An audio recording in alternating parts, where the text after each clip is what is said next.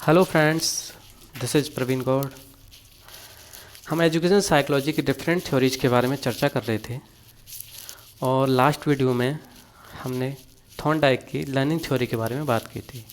Learning theory की इस chain को आगे बढ़ाते हुए हम आज फिर एक लर्निंग थ्योरी के बारे में बात करेंगे जो कि है पेवलोव की क्लासिकल कंडीशनिंग थ्योरी। चलिए स्टार्ट करते हैं। पेवलोव एक रशियन फिजियोलॉजिस्ट थे and he was doing a research on physiology of digestion. वो फिजियोलॉजी ऑफ डाइजेशन पर एक शोध कार्य करते थे और इस रिसर्च के दौरान उन्होंने एक घटना देखी।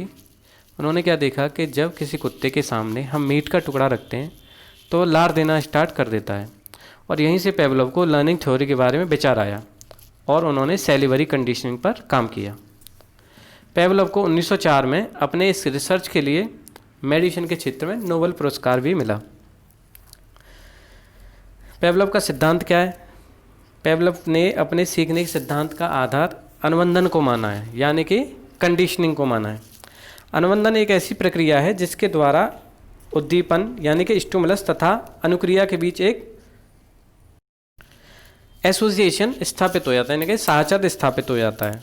अब स्टिमुलस क्या है? स्टिमुलस आपने अगर पिछली वीडियो देखी हो तो आप ज़रूर जानते होंगे, मैंने बताया था स्टिमुलस के बारे में। चलिए फिर से रिपीट कर देता हूँ। Stimulus is something that causes a action, यानी कि स्टिमुलस वह है जिसके कारण कोई एक्शन हो। तो पेवलोव के सीखने के सिद्धांत को कई नामों से जाना जाता है।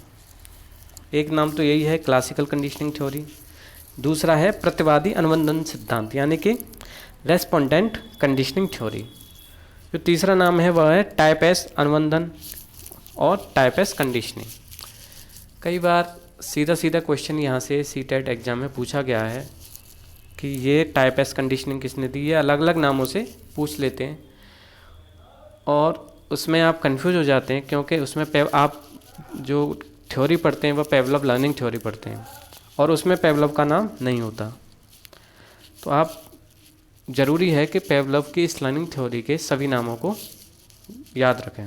चलिए, पेवलोव के सिद्धांत के अनुसार कोई स्वाभाविक उद्दीपन यानी कि अनकंडीशनल स्टिमुलस सीखने वाली प्राणी के सामने उपस्थित किया जाता है तो वह उसके प्रति एक स्वाभाविक अनुक्रिया करता है। जैसे आपने देखा होगा कि जब आप गर्म बर्तन को छूते हैं तो उसको छूते ही आप तुरंत अपना हाथ पीछे खींच लेते हैं, या कोई व्यक्ति भूखा होता है और जब वो भूखा होता है और उसे भोजन देखता है तो स्वतः ही उसके मुंह में लार आने लग जाती है। तो यह हुआ अनकंडीशन रेस्पॉन्स।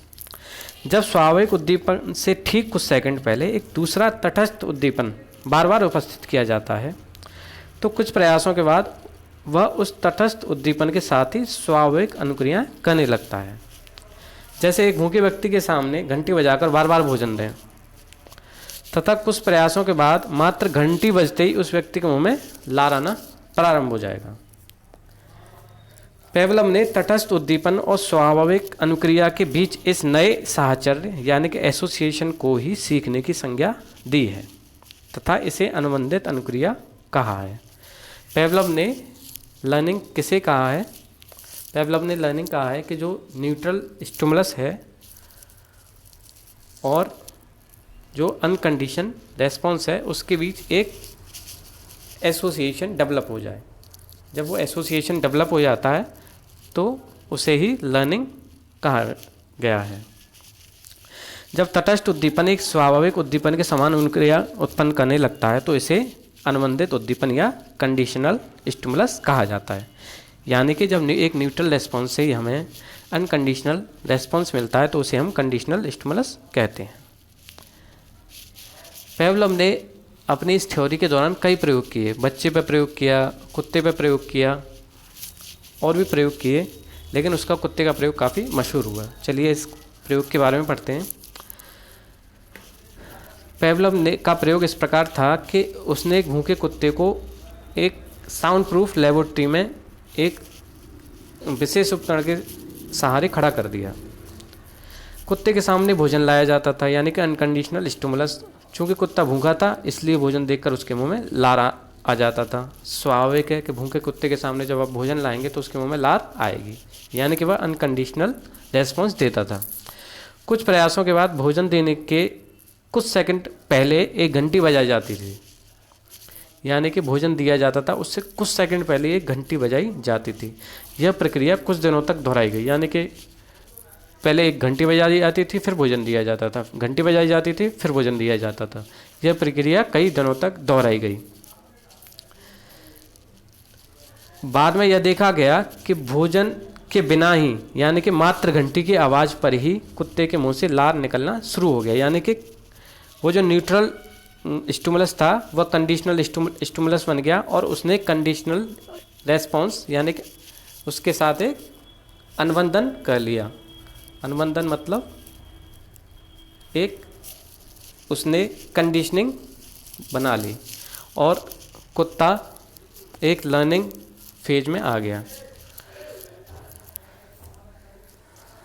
तो इस प्रयोग में पेवलव ने यही बताया है कि कैसे एक कुत्ता मात्र घंटी की आवाज़ पर ही लार देना प्रारंभ कर देता है। तो ऐसे ही आप एक न्यूट्रल स्टिमुलस को कंडीशनल स्टिमुलस में चेंज कर सकते हैं।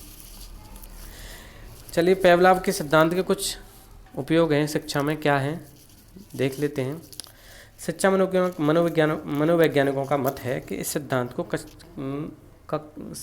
जो क्लास है उसमें उपयोग करना कठिन है, फिर भी सिद्धांत का उपयोग अच्छी आदतों के विकास में तथा बुरी आदतों को दूर करने में किया जा सकता है। ये तो हो गया उपयोग पेवलव के सिद्धांत का, और कुछ डेली लाइफ के हम उदाहरण चर्चा करेंगे। जैसे एक उदाहरण यह है कि आपने देखा होगा कि जब आप मार्केट में होते हैं और जैसे ही आप अपनी फ़ोन की रिंगटोन सुनते हैं, मतलब आपकी जो फ़ोन की रिंगटोन है वैसी ही रिंगटोन सुनते हैं, तो आप तुरंत अपना फ़ोन चेक करने लग जाते हैं। जब फ़ोन चेक करने के बाद आप देखते हैं कि आपके फ़ोन पे तो कोई कॉल आई नहीं, तो बाद में आपको पता चलता है कि आपके बराबर कोई व्यक्ति था, उसकी भी सेम रिंगटोन थी। इस उदाहरण से समझ सकते हैं कि कैसे हमारी कंडीशनिंग हमारे फ़ोन की रिंगटोन से हो जाती है और हम किसी दूसरे फ़ोन को सेम रिंगटोन पर अपना फ़ोन चेक करते हैं। दूसरा उदाहरण यह है कि बहुत ही इंटरेस्टिंग उदाहरण है। जब आप अपने स्कूल जाते हैं, सपोज आप अपने स्कूल जाते हैं और उस रास्ते में एक ऐसा घर पड़ता है जिसमें एक कुत्ता बहुत लाउडली भौंकता है, ख़तरनाक तरीके से भौंकता है। तो आप जब भी वहाँ से निकलते हैं और क्रॉस होते हैं तो बहुत संभल कर निकलते हैं। तो यहाँ कुत्ता एक न्यूट्रल स्टिमुलस का काम करता है।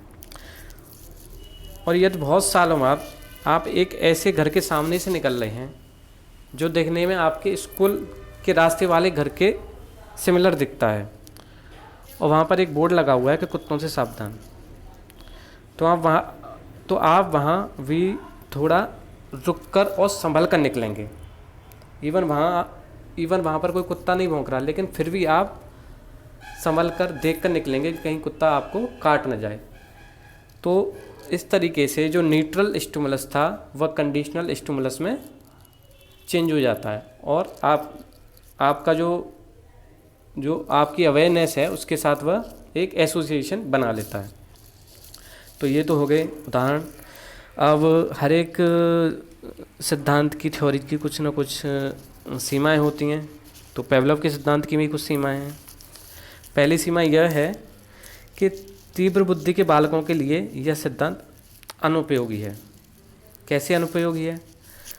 क्लासिक अनुबंध के सिद्धांत के द्वारा साधारण बुद्धि के बालकों के लर्निंग की व्याख्या तो की जाती है, क्योंकि जो साधारण बुद्धि के बालक होते हैं उनकी लर्निंग सिंपल वे में होती है, परंतु जो तीव्र बुद्धि यानी इंटेलिजेंट जो बालक होते हैं उनकी लर्निंग की व्याख्या करना मुश्किल होता है, क्योंकि उनकी जो लर्निंग के स्ट्रक्चर होता है वह काफ़ी कॉम्प्लेक्स होता है।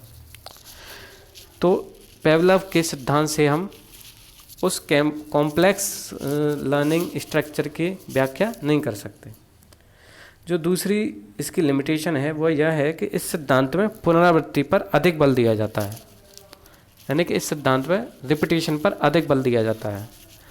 ये रिपीटिशन छोटे बच्चों के साथ तो ठीक है कि छोटे बच्चों को आप जितना ज़्यादा पुनरावृत्ति कराएंगे वो उतना ही ज़्यादा याद करेंगे, लेकिन बड़े बच्चों को आप बार बार किसी चीज़ को रिपीट कराएंगे तो उससे बोर हो जाएंगे और वह उसमें फिर इंटरेस्ट भी नहीं लेंगे। तो यह पुनरावृत्ति वाला नियम हर किसी लेवल पर यह लागू नहीं होता, खासकर बड़े बच्चों के लिए। जो तीसरी लिमिटेशन है वह यह है कि इस सिद्धांत से सीखे गए तथ्य प्रायः स्थायी नहीं होते। स्थायी क्यों नहीं होते? कि जब हम क्लास में बच्चों को रीइंफोर्स देना बंद कर देते हैं, यानी कि उन्हें शाबाशी या पुनर्बलन देना बंद कर देते हैं, तो धीरे धीरे क्या देखते हैं कि छात्र जो तथ्य हैं उनको भूलना स्टार्ट कर देते हैं। तो यह इस सिद्धांत से जो हम सीखते हैं मनोवैज्ञानिकों के अनुसार वह प्रायः चीज़ें स्थायी नहीं होती।